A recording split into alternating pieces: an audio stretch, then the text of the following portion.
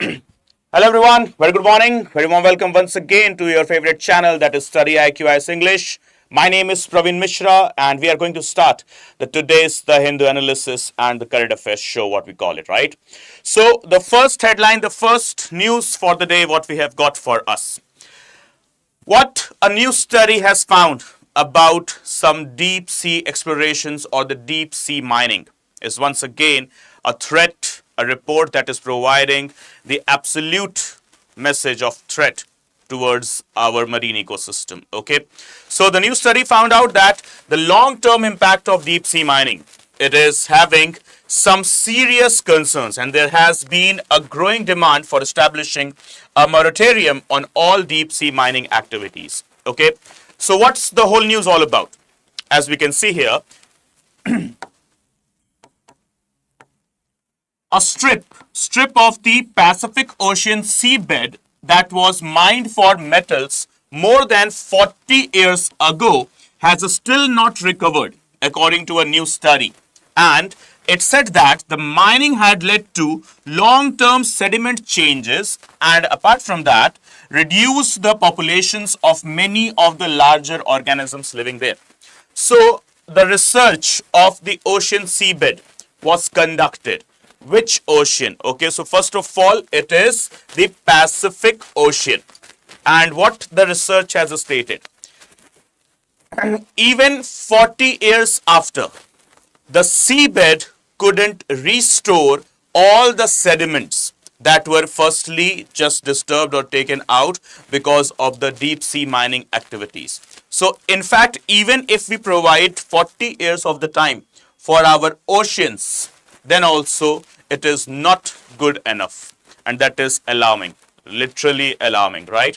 So the study, it is framed as long-term impact and biological recovery in a deep sea mining track. It was published in a journal, that is Nature, on 26th of March previous month, carried out by a team of scientists led by Britain's National Oceanography Centre. Okay, so who published the report? Okay, it was the journal named as the Nature. Okay, what is the name of the report? The name of the report is Long-Term Impact and Biological Recovery in Deep Sea Mining Track. Okay, so the name of the report is not that important as compared to the organization which publishes it. So the name of the organization is, it is actually a magazine, that is what? Journal Nature. Okay, a journal or a magazine that is simply termed as Nature, right? So next, what is actually deep sea mining? How do I define this term, that is deep sea mining? Okay, how to just go ahead. When we talk about deep sea mining, it involves removing minerals. Okay, involves what? Removing minerals, deposits and metals from the ocean's seabed. So guys, whenever you encounter the term deep sea mining, just make it clear that it is focusing towards a location that is the seabed of the ocean. Okay, the seabed or the surface beneath the waters of the ocean, that we call it as seabed. So let's say, for example, just for the sake of example, you can keep it like this. Okay, let's say from here the waters, they do start.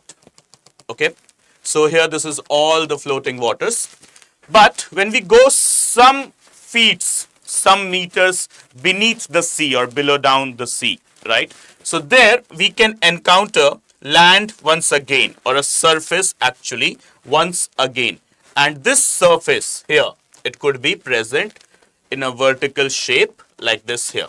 Okay, where we can found many of the oceanic species or the maritime species, that is flora as well as fauna. Okay, not just the marine animals, but also the marine vegetation is also available there, or the plants, they are also available there. So what it is, this is known as what? The sea bed. Okay, and apart from the marine species and the vegetation, okay, there is something also present, that is what we call it as minerals. Okay, what we call it as the minerals, right? So this is where seabed. Okay, now What is deep sea mining once again? So it involves what? Removing of the minerals, deposits and metals from the ocean's seabed. And see the next thing here, there are three types of such mining. So deep sea mining, it is having types. And how many types? There are three types of deep sea mining. Okay. First one, what is that? Taking deposit rich polymetallic nodules off the ocean floor. Okay, taking out the deposit rich polymetallic nodules off the ocean floor. Second, mining massive seafloor sulfide deposits. And third one, stripping cobalt crusts from the rock. So basically, okay, to just simplify it, what we can state. So when we talk about deep sea mining, it is having three different aspects. The first one involves the extraction of polymetallic nodules. Okay, the second one involves the extraction of sulfide, and third one involves the extraction of cobalt. Okay, so simply cobalt, sulfide, polymetallic nodules. These are the three things basically what we carve out or we take out or extract from deep sea mining, right? Sulfide, cobalt, and the one more thing that you need to focus here is what? Polymetallic nodules. When we talk about the factors on related to these nodules, okay, not modules, it is nodules, make it clear. Don't you think that it is okay, it's could be a typing mistake. No, it is nodules only. So these nodule deposits, when we talk about them, okay, these nodule deposits and crusts contain materials like it could be nickel, it could be some rare earth elements as well, including cobalt and many more. Like for example, recently, just yesterday, we were also discussing it in our current affairs session, that China has discovered some million metric tons of crude oil reserves in its South China Sea near the Shenzhen region, right? Okay. Some, I guess, exactly data, it was some 10 million or something. Million tons that is, of what? Crude oil reserves at the seabed, okay, in the South China Sea near the island or the, sorry, not island, the coast of Shenzhen. Okay, so seabed, when we talk about simply this term seabed, it is home to what the humans need for themselves into the present modern day ages, modern world, right? This is what the fact and the realities they are. Right. So coming to the point here, apart from cobalt, rare earths, nickel, and so on, we also get shale gas and we also get some crude oil reserves inside our oceans. Right. So lithium is also available through which we can create batteries and through which we can boost our renewable energy usage and production. So simply speaking, seabed, they are once again Magna Carta to us. Okay, when it comes to the advancement of the present equipments, the usage, the resource utilization, that too going ahead with the terms and conditions of the sustainable development, following all the protocols of the sustainable development goals and protection of the planet as well. So seabed extraction, deep sea mining extraction, yes, it does provides good boost to us, but there is a condition. What is the condition? Extract it, exploit it, but balance it as well. As what the journal Nature has stated, that even 40 years later of the deep sea mining of the Pacific Ocean, it is not able to recover its lost materials, its lost sediments, right? So coming to the next headline, the next news for the day, it comes from another wonderful state of our South India, that is Andhra Pradesh, right? So the Chief Minister of Andhra Pradesh, a very vibrant personality when it comes to the South Indian politics, Chandrababu Naidu, okay, has launched on the eve, on the occasion of the New Year's that is celebrated in Ugadi, in the name of Ugadi, an initiative named as P4, which will be simply focusing on the establishment of the welfare state again. It focuses on the key principles of our preamble, that is promoting fraternity and harmony among all. Through this P4 initiative, Mr. Naidu has given a very benevolent policy. I will call it benevolent because here he has asked the well-to-do families, those who are good enough, economically sound, to adopt. To adopt whom? To adopt those families, okay, and provide them, adopt as in to provide them financial aid support, okay, those who are not so financially sound or not so doing well good enough in the terms of economy or revenue, right? That is simply speaking earnings. So the P4 initiative, as what we can see, Andhra Pradesh Chief Minister Chandrababu Naidu launches P4 initiative to eradicate poverty. That is by 2024. Sorry, not 2024. It should be. Sorry, this is a printing mistake. It is 2047 actually. Okay, by 2047. And the ambitious program seeks to bridge the socio-economic divide by encouraging the wealthiest 10% of the population to support the bottom 20% of the poorest families, right? So simply speaking, what do we understand by this term P4? Okay, specifically what is P4? So here we have got the P4 full form, that is public private people partnership. Okay, what is P4? Public private people partnership. Okay, launched by whom? Launched by the Honorable Chief Minister of Andhra Pradesh, Chandrababu Naidu. It's a mission mode initiative for social and economic transformation of this nation or the state as well. And under this initiative, financially privileged families, those who are considered as Margdarshi in the local language, okay, will adopt underprivileged families that are mentioned as golden families. So guys, be very specific. What do you mean by the term golden families? So golden families, they are a term or a phrase or a tag given to the underprivileged families inside the state of Andhra Pradesh through the P4 initiative. P4 being public private people partnership. Okay, so there is also a term mentioned here, Margdarshis, they are the term that is used for, okay, the privileged families, whereas the unprivileged families, they will be termed as what? The golden families, right? Okay, so public private people partnership. So when we talk about this P4 initiative, it is having a single point agenda. What is the single point agenda? To have poverty. What poverty? Zero poverty. Okay. By which year? By year 2047. Okay. So P4 initiative, simply it is under a program that is known as Swarnadra. Right? Swarnadra 2047, which aims to ensure poverty-free Andhra Pradesh by 2029. It has been kept for the year 2047 as well. Okay, so it is the mark of the Telugu New Year, what we call it as Ugadi. Okay, so guys, the factors, they are very, very important that we need to mark here with regard to the P4 initiatives, as these are the terms which are favorite of UPSC. They do ask them very often, right? So when we talk about what is happening, okay, when we talk about this P4. So firstly, what is this P4? It is public. P for one P for public, another P for private. Okay.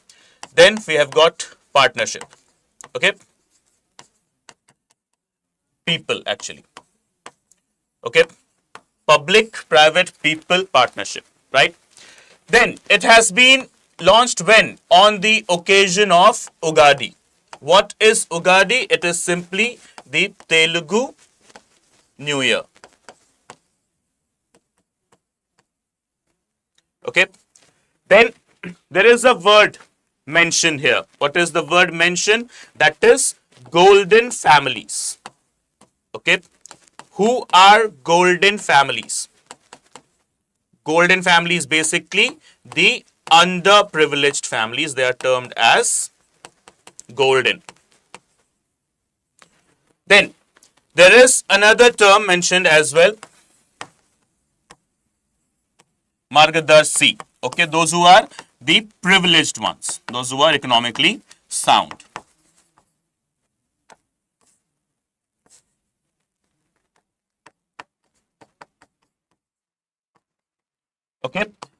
So these are the terms specifically with our P4 initiative. P4 initiative launched in the state of Andhra Pradesh. And there is also another vision. What is the vision? That is, we need to mark it here as well.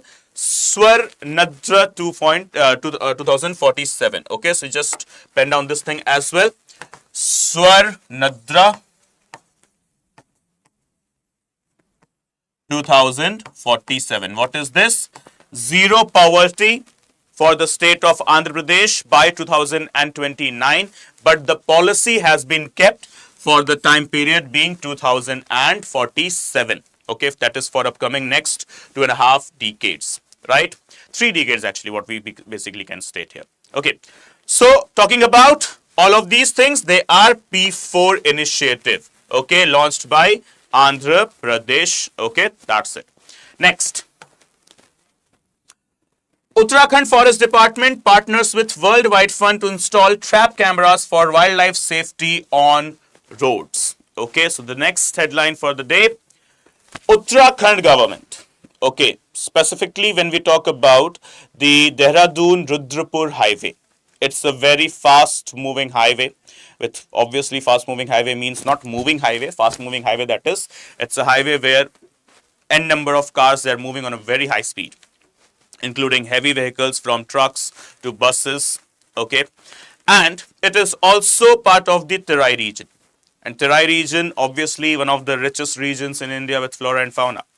Okay, so from here the wild animals from elephants to monkeys, okay, so they do cross the forest area, and in between that forest area is what is established as the highway.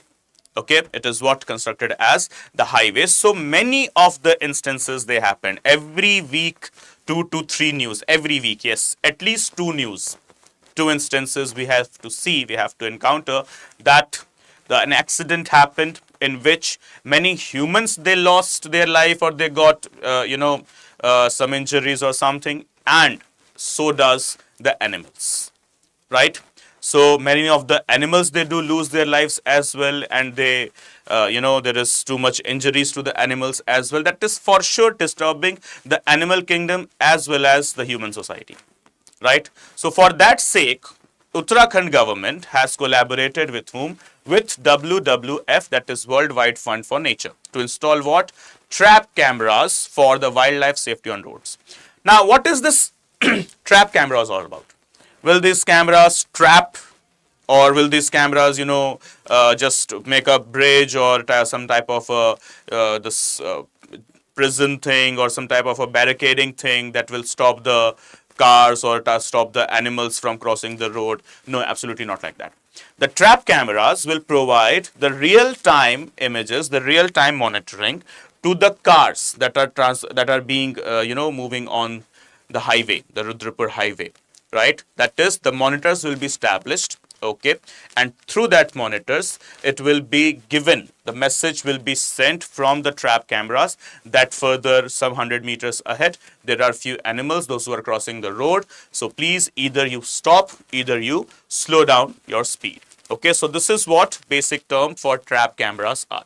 Okay, so the trap cameras, they are being installed in the interior regions of the forest to provide real-time updates to the drivers passing through, informing them whether wild animals are on the road.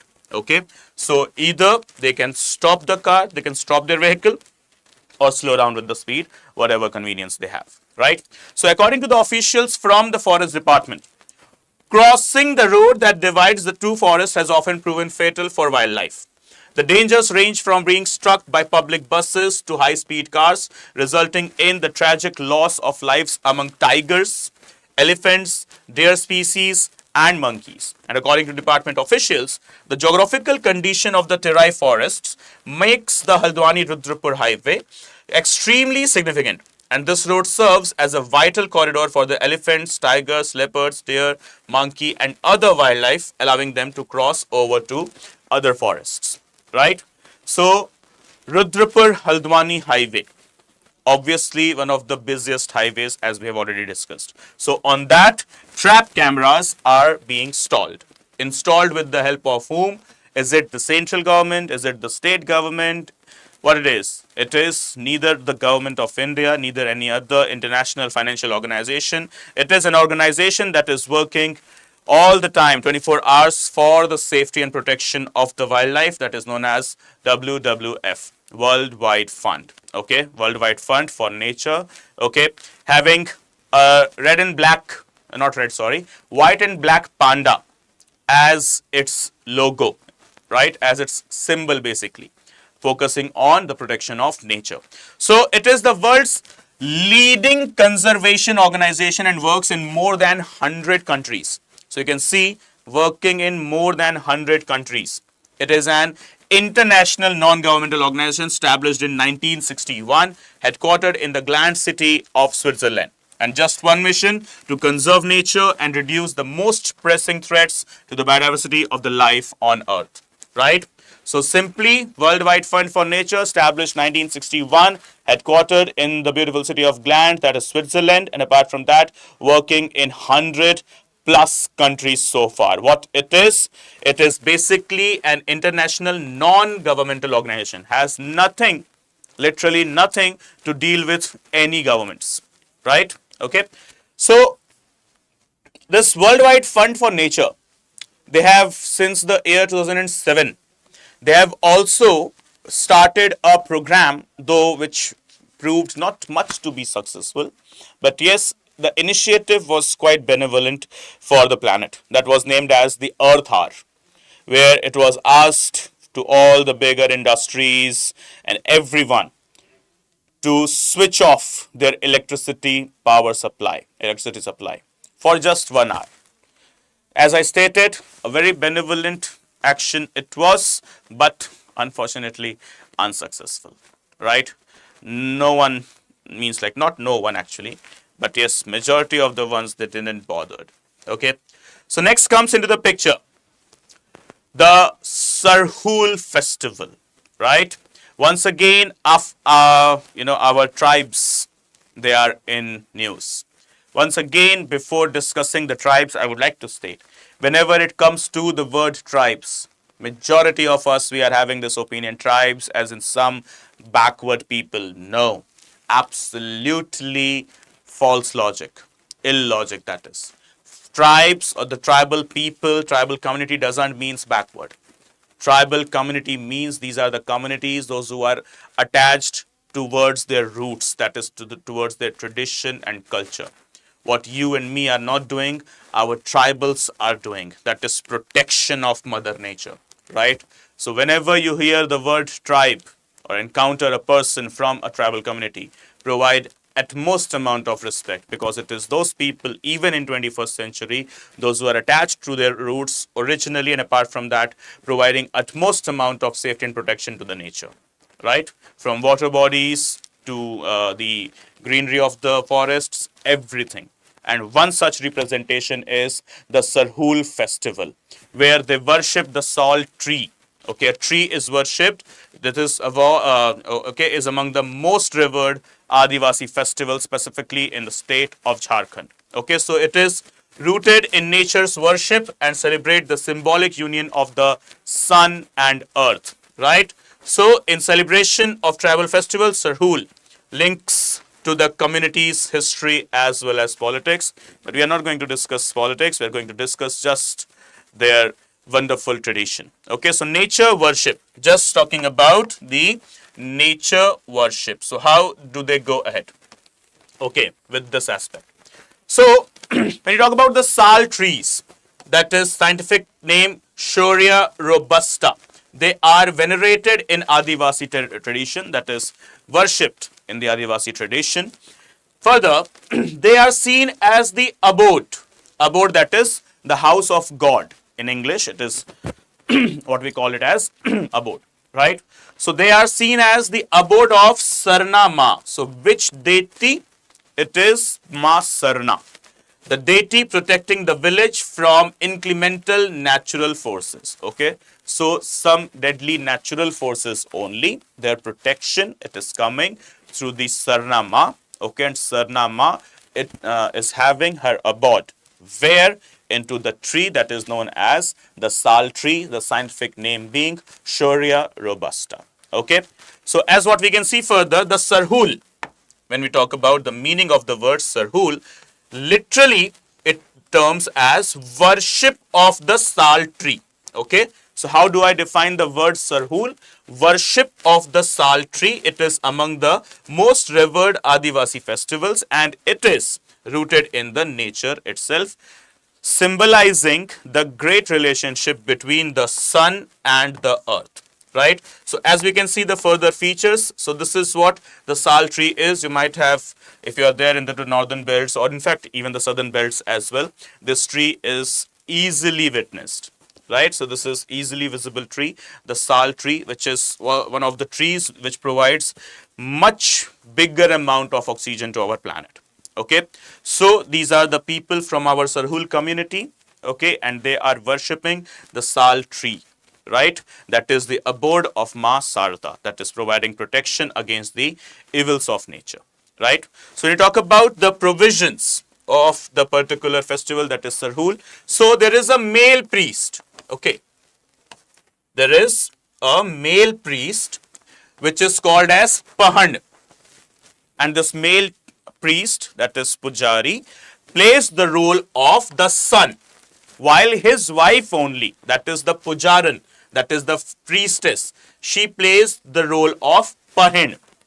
So Pahan, that is sun, Pahind, that is earth. So Pahan is a term mentioning to sun, Pahind is a term mentioning to earth, and Pahan is the female, Pahan is the male priest, and Pahind is the female priest, that is the priestess. Okay, so this union is key to all life on earth, obviously we know it, which depends on the coming together of the sun's rays and the soil, that is basically earth. Right, so guys, please mark out the provisions, okay, as you must do it for every topic. I am sure you guys are doing. So when we talk about the festival of Sirhul, so Sirhul festival, that is worship of what? Worship of sal tree. Okay, sal tree, that is considered as what? The abode of the deity. What is the name? Ma Sarda. Okay, so it is performed by a male priest. Male priest is known as Pahan, and then a female priest. Female priest, simply what we call as Pahan. Okay, so Pahan, that is performing the role of earth, or even you can call it as soil.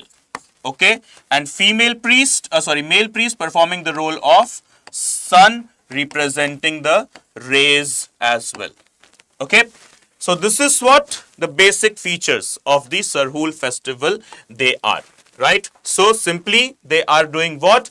They are representing the relationship between the sun and the earth, because of which the life on earth exists. Right, so Sirhul, when it is performed, the question is, Sirhul can thus be seen as a celebration of the cycle of life itself, but when it is performed, and means like aftermath what it is happening, not when it is performed.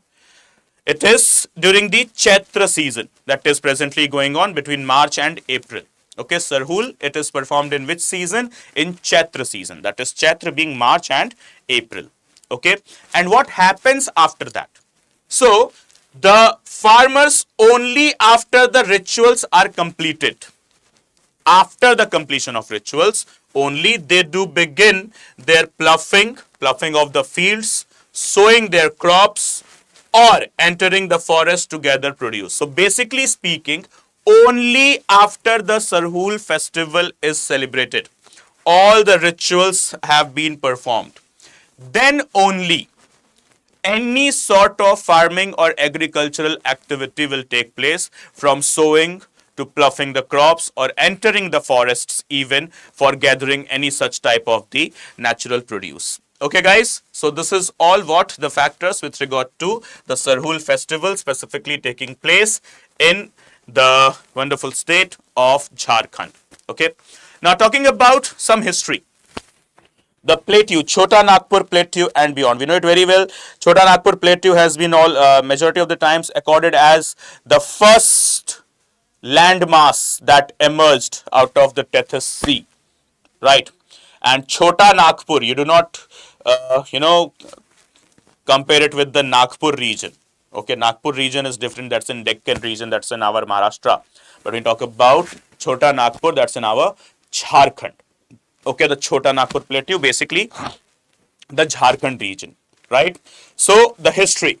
Sirhul has been celebrated by tribes. What are the names of the tribes? So here we go. They are the Oraon tribe, Munda, the one from where the great Birsa Munda is coming. Then we have got Santhal. In history, you might be aware about the Santhal uprising. We have got another community, Khadia and Ho. Okay, so we have got basically 4 major communities, and along with some other communities also, they do perform or celebrate the Sirhul festival. So what are the communities once again? Oraon, Munda, Santhal, Khadia and Ho. Okay. Anthropologist, he was Sarath Chandra Roy. Okay, Sarath Chandra Roy. He wrote a book. Okay, what was the name? Name is Around Religion and Customs in the year 1928. So guys, a book that is almost a century old. Okay, name of the book, Around Religion and Customs, written by anthropologist Sarath Chandra Roy. Okay, what he observed? He observed that over time, Sirhul evolved from being a hunting-centered tradition to one that revolves around the agricultural processes. So the evolution of evolution of Sirhul festival from a hunting procession to a particular tradition of a celebration as well, right? That is agricultural processes, they have been also inducted. This, he said, reflected the evolving lifestyle in the Adivasis, okay, in the Chota Nagpur region. So Sirhul, once upon a time, it was a hunting procession, whereas with the passage of time, it evolved as what? It evolved as a agricultural process as well. As we have seen in the preceding slide, okay, that only after the Sirhul festival and its customs and traditions, all they have been performed, then only any type of cropping, that is sowing of the seeds, any type of ploughing or any further type of agricultural activity, including entry into the forest for the collection of the natural produce, is happening only after the rituals and traditions they have been performed, right? So this is about the Sirhul. Now coming to the next news, the next headline for the day. Indian Air Force is set to take part in exercise INEOX 25, that is 2025, a prestigious multinational air exercise hosted by Hellenic Air Force, that is Greece. Okay, Hellenic Air Force at the Andravida Air Base, that is Greece. So guys, two things are here that is to be marked. First of all, what is INEOX? INEOX or INEOX 25, it is a multinational air exercise. Multinational, that is obviously 4, 5, 6, 7 countries they would be involved. Then, where it is happening in Greece. And another thing, the name here, the Air Force name, Hellenic Air Force. It belongs to which country? Greece. And the locations in news, what is that? The Andravida Air Base. And where is this Andravida Air Base? Obviously in Greece. Okay, so it is held how? In how many years? It is held once in 2 years. That is, it is held only biennially. Okay, once in 2 years to exchange the tactical expertise and enhance military cooperation. So this year's edition will integrate air and surface assets as well. That is land assets as well, calling from the military vehicles to tanks and so on. And 15 participating nations, including India. Okay, they create a high-intensity training environment and simulates contemporary air warfare challenges for the Indian Air Force. right? So what is the name? INEOX 25, that is 2025, happening where? Andravida Air Base, Andravida Air Base, where? That is Greece, okay?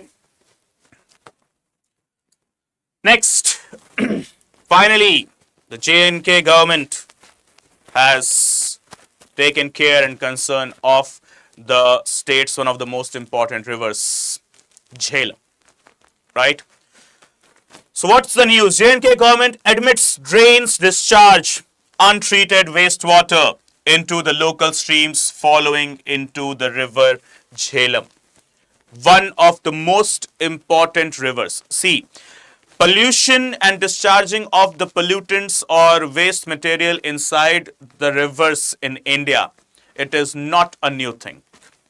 Industries, private industries, with regard to their hostile intentions of gaining profit at any cost, they have crossed all the marks of humanities and the ethical principles and discharge of the functions with regard to the ethics and morality. They have vanished all such things. From the river Yamuna and the river Adyar, as we have discussed in the previous current affairs classes as well, from Ganga, and now we are watching the river Jhelum. When we talk about Kashmir, the first thing that pops up in our mind here, an image of beautiful scenic landscapes, mountains, hills, wonderful tradition, culture, nice people, nice cuisine, and yes, the very nice water bodies as well, from Dal Lake to Chenab to Jhelum. But the history or the reality, not history, sorry, the reality is something else. And what is this something else of the reality? Okay, this is disturbing. Yes, namaskar, good morning guys. Okay, yes, good morning all of you. Any doubts guys there? Any questions? Okay. So, as I was saying, the reality is different. The local municipal organization, they have raised the alarms multiple times of about the wastewater, the sewage, as well as some other pollutants. They are being discharged through the nalas or through the canals that do connect to the Jhelum. But the government was not much active onto the things, much active. I'm saying not, it's like they were not active, but not much active as compared to the intensity or seriousness of the issue. The government was active, but not that level of activeness was represented, but not anymore. Okay, better late than never. Finally, the government has admitted that yes, the drains, they are being discharged with untreated wastewater and so on. So for this, the action has been taken. So Jammu and Kashmir government has acknowledged in the Legislative Assembly that the untreated wastewater from the drains in South Kashmir's Anantnag, then we have got Bijbehara and Mattan towns is being discharged into the nearby streams. While the government did not directly confirm that this wastewater flows into the Jhelum, local nalas, that is rivulets or the streams, are all tributaries of the river, Kashmir's primary drinking water source, raising concerns about contamination. Kashmir's primary drinking water source, right? River Jhelum. So when we talk about River Jhelum, the UPSC related facts, what are they? So first of all, it originates at the location that is known as Verinag Spring. And where is this Verinag Spring? What is the location? Anantnag. So basically, Jhelum originates from the Anantnag location. What is the name of the location precisely? Verinath Spring. Okay. Now, where it falls, that Anantnag and the Verinath Spring falls in which range? It falls in obviously the Pir Panjal range in the Kashmir Valley. Okay, so the river meanders northwest from the northern slope of the Pir Panjal range through the valley of Kashmir to Vular Lake at Srinagar, which controls its flow. So which is the flow control body of the Jhelum River? So it will be the another river body, another actually water body, that is Vular Lake, another beautiful lake. So the river makes a deep narrow gorge on its way to Pakistan, and it joins Chenab River. Guys, very, very important point it is. Please mark it carefully. It joins where? It joins the Chenab River. Near what? Near Trimmu. And where is this Trimmu? In not so good Pakistan region. Right? Okay. So the facts with regard to the Jhelum River, starting from where? Veri Nag Spring at Anantnag. Where is Anantnag? In the Pir Panjal range. Okay. And which is the flow control water body of the Jhelum River? It will be the the Wular Lake. And apart from that, okay, does it flows through Pakistan? Obviously. It creates a gorge while sloping towards the northwest and flows into the Pakistan. And it meets Chenab as well. Where? In Pakistan. Specific location being what? Trimmu. Okay. Trimmu in Pakistan, where Jhelum meets or joins Chenab. Okay. Next thing. The Jhelum with other names. Okay. So firstly, what we have got, Vyat in Kashmiri, Vatesta in Sanskrit, and Hydaspes in Greek. So I call it Jhelum, I call it Vyat, I call it Vatesta, or I call it Hydaspes. They are all the same. Okay, so Jhelum, Vyat in Kashmiri, Vatesta in Sanskrit, and Hydaspes in Greek is the main waterway of the Kashmir Valley. And it is the largest and most western of the 5 rivers of Punjab and passes through Jhelum district in north of Punjab province, Pakistan as well. Right? So the names that you need to remember, what are the names specifically? Once again, Vyat in Kashmiri, Vatesta in Sanskrit, and Hydaspes in Greek language. Okay, so this is all about river Jhelum. So, major tributaries. What are the major tributaries to it? The largest tributary of Jhelum, largest, on which we have got a dam project as well, that is the Kishan Ganga.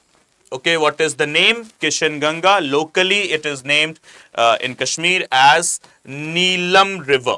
Okay, which joins Muzaffarabad and enters Punjab province of Pakistan. Right? So, Jhelum's biggest tributary, what it is? Kishan Ganga, river Kishan Ganga, and with regard to the local name in Kashmir, it is named as river Neelam. And the second largest tributary is the Kunhar River. Okay, the second largest, it is what? Kunhar River. Okay. Third, the other tributaries. Okay, see, they are Sandran River, Bringi River, Arapat River, Vatlara River, Lidar River, and Vaishor River. Okay, so these are the facts that you need to remember. Okay, the largest tributary of river Jhelum, Kishan Ganga, locally Neelam, and second largest Kunhar River. The other river's name, even if you're not able to remember, no problem, not that big trouble. But yes, the first two, they are most important. Okay, and the location where it meets Chenab, that is Trimmu, that is Pakistan. Okay, Pakistan, what we can say. So coming to the next segment, that is the questions, MCQs related to the topics. What is they? So the first one in front of your screen. So guys, I request you all to be very active and comment the answers at the earliest, right? So Sirhul is primarily celebrated by which tribal community in India? Okay, so is it Santhal, is it Munda, is it Bhil, is it Garo? So what would be the correct answer? Though you would be thinking, ki sir, there would be 2 correct answers. Yep. Right, there will be 2 correct answers. So it will be Santhal as well as Munda. Okay, so though it is just one asking, but it is what? The primarily celebrated. Okay, so when it comes to the word primarily, so obviously the correct name will be Munda. Okay, so Sirhul, the primary name will be Munda. Along with Munda, other communities like Oraon, Ho, then apart from Santhals, they started celebrating it. But the firstly, that is primarily, it was Munda. right? So Sirhul, main festival of Munda, Ho, Orao tribes of Jharkhand, okay? Along with that, Chhattisgarh, the locations of Chhattisgarh, they are also having such tribes and they do also celebrate the Sirhul festival. Sirhul festival, okay, that is the abode of Masarda, that is Sal tree, okay? Next question. The Jhelum River originates from which of the following sources? So it should be the most easiest one as well, as we have just discussed a couple of minutes back. So yes, the correct answer is in the Pir Panjal range, Anantnag district of Kashmir. That is the Veri Nag spring. That is option B, right? That's it. Okay. So we have got another question. Here we go. Which of the following lakes is located on the Jhelum River? So obviously this should be also the easiest of them. This is also what we have discussed just a couple of minutes back. So Vular, Dal, Pangong or Mansar. So obviously you know it very well. Vular Lake. Okay. One of the largest freshwater lakes in India. Situated on Jhelum River in Kashmir. Okay. Next. Which of the following organization regulates deep sea mining in international waters? Okay, is it UNEP, United Nations Environment Program? Is it International Maritime Organization, that is IMO? Is it C, International Seabed Authority, or is it D, the World Trade Organization? Come on guys, no answers I have seen today. A, B, C, D, come on, this time you have to answer, then only I'll proceed. Quickly.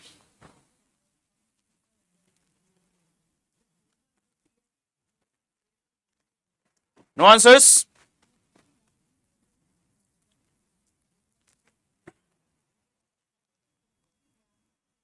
Okay. Seems like. Yes, the correct answer is C, the International Seabed Authority. Okay, it is what? The governing body for the deep sea mining. So as what we can see, the International Seabed Authority established under the UNCLOS Convention in the year 1994, which regulates the deep sea mining. So guys, please remember, the International Seabed Authority, established through the convention of UNCLOS in the 1994, is the regulatory body for deep sea mining. Okay, next, which of the following global initiatives is launched by the World Wide Fund? So if you are hearing the class carefully, you know the answer.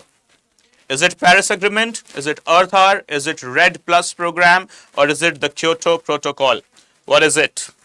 So, yes, come on guys. Earth Hour, Red Plus, Kyoto, or the Paris Agreement? Quickly, what is the correct answer?